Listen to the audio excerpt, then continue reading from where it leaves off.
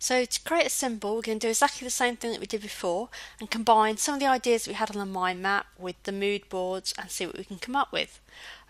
So you may want to, as you go along, you may want to look for reference images, and you can just do that by doing a Google search on the Google Images. So I started off with the idea of the group and combined that with one of the ideas of the chain link that I had on my mind map.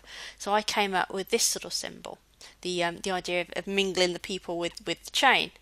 But you could obviously come up with all sorts of things. I came up with another one here, which was like this 3D, more of a 3D type of symbol of a group.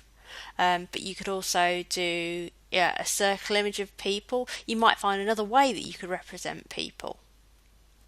So once you've exhausted all the ideas from one thing that you had on your mind map, take another. So in this case, I took the idea of the arrow. So I tried, could I use the arrow to be part of a person, which I've shown here.